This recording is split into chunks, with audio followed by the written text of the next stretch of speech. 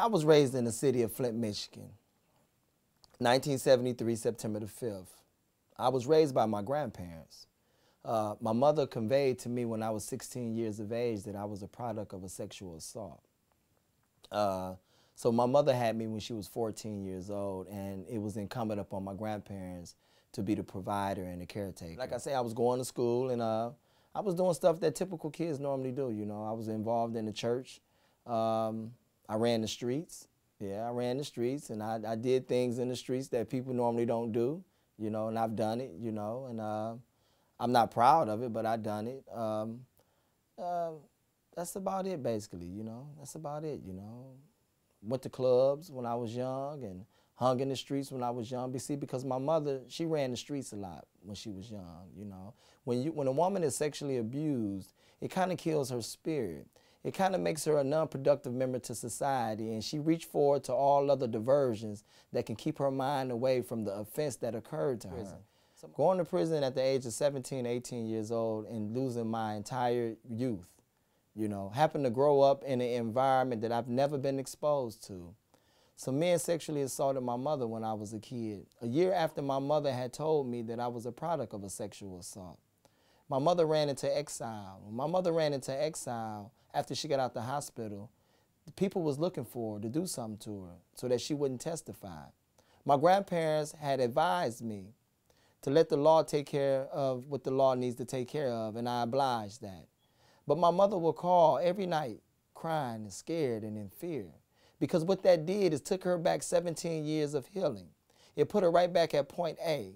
So I would ask my mother all the time, where is she? And she wouldn't tell me.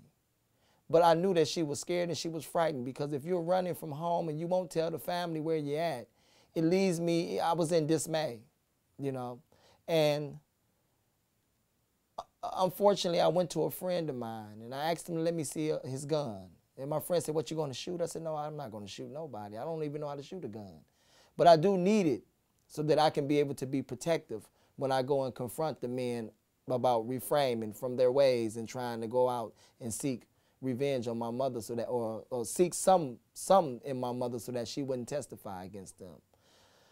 So when I confronted the guy, he began to act a little belligerent, and he went to reaching in his pocket and saying what he was going to do to her when he see her and what he'd do to me. And unfortunately, when I seen him reach in his pocket, I got scared. I shot him, but when I shot him, I didn't look, I ran. I read in the newspaper the next day that he died. I turned myself in, and I made a courageous confession, and I admitted what happened and everything, and they gave me a quarter-point attorney. I was given a harsh sentence of 22 to 50 years. Now, mindful, prior to me catching that case, I never been to juvenile, I never been to boys' school, I never spent one day in the county jail. I didn't know how it was to lose your freedom, to lose your rights, to lose everything that describes and defines who you are. I lost all of that, and I didn't understand it. You know?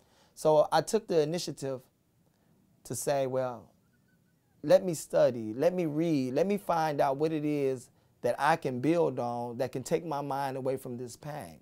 Now, mindful, I couldn't read that good because I only had a 7th grade education. I couldn't read or write. But one day, a young man by the name of Raphael came up to me, and he said, grab the dictionary and study it.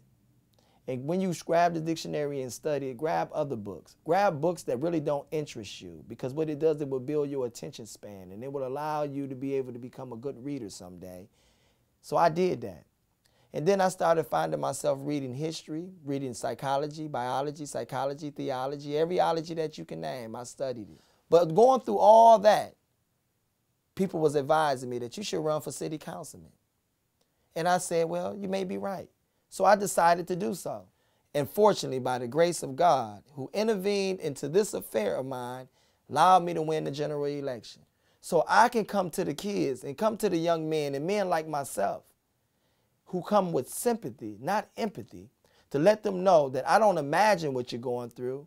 I know what you're going through because I've been through it. But look at me. You can change the Constitution of the way that you think, and you can become more than what you ever thought that you can imagine to be. Just go in the shower, wash yourself, and clean all of the distraction out of your mind, and start over realizing that there's something positive out here for you to grab holds to. The message I want to send to the people is that I would be a loyal and dedicated servant to them, that I will allow them to be able to have a voice, that I will have an ear to any of their concerns, and I will be willing through sweat and tears and blood to try to bring some remedy to the problems that has crippled them. But most importantly, that has crippled our city as a whole.